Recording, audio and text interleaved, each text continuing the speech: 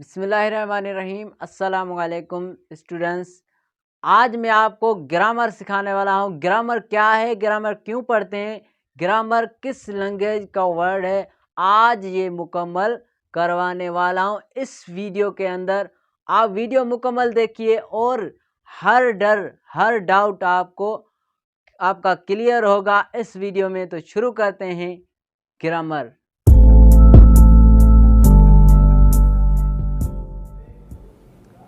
First of all grammar क्या है, grammar को पढ़ेंगे तो इंट्रोड्यूस करना, सबसे पहले हर चीज का इंट्रोड्यूस होता है।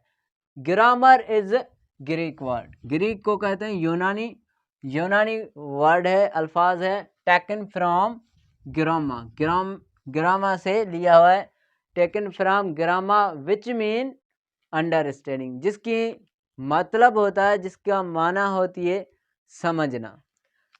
इसकी तो आपको पता होगा, तो हम ग्रामर का इंट्रोड्यूस कर चुके हैं। आप भी हम के साथ इंट्रोड्यूस कर सकते हो, आप पढ़ सकते हो। फिर है डेफिनेशन तमाम आसान, such rule and regulation by any language can be written and spoken is called grammar. इसकी माना यह होती है कि ऐसे कायदे और कानून जिसके जरिए हम कोई या फिर वो पढ़ें, तो उसे क्या कहते हैं, ग्रामर कहते हैं। किस तरह से, वो आपको एग्जाम्पल भी देते हैं। तो वो एग्जाम्पल है, for example I am reading a book. मैं एक किताब पढ़ता हूँ, इसमें पढ़ रहा हूँ, मैं एक किताब पढ़ रहा हूँ। तो इसमें ये जो तरतीब दी हुई है, मैं किताब पढ़ता हूँ, I am reading a book, इसमें वर्ड मिलकर एक क्या बना है, एक सेंटेंस बना है। सेंटेंस में जो किरदार है वो हमारी ग्रामर का है।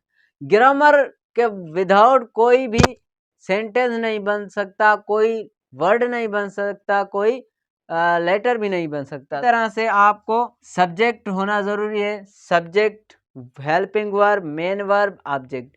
ये है हमारी इंग्लिश में यानी कि इंग्लिश में लिखने का तरीका।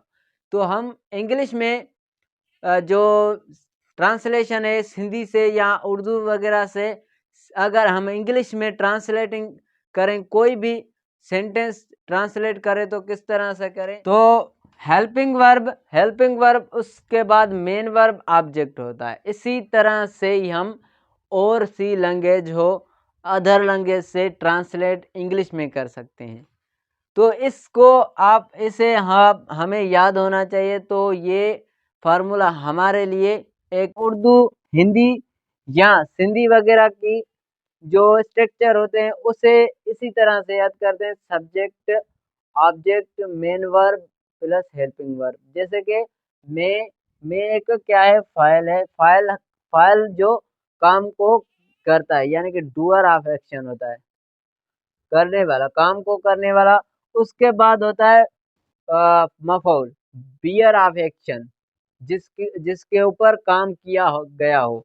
उसके बाद मुख्य फेल होते हैं, जो अपना कम किरदार अदा करते हैं। उसके बाद होते हैं हेल्पिंग वर्ब को कहते हैं मददी फेल, जो हमें ज़मान आइडेंटिफाई करने में मदद करता है।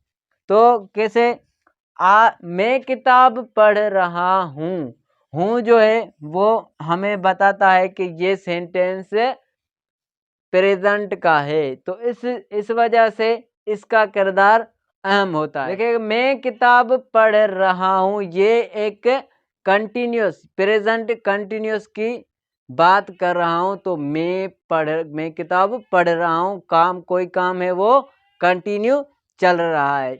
तो ये हाल की बात हो रही है, जो इस वक्त चल रहा है, प्रेजेंट की बात हो रही है। तो तो ये दो स्ट्रक्चर हैं, एक इंग्लिश का और दूसरा है सिंधी या उर्दू वगैरह हिंदी का।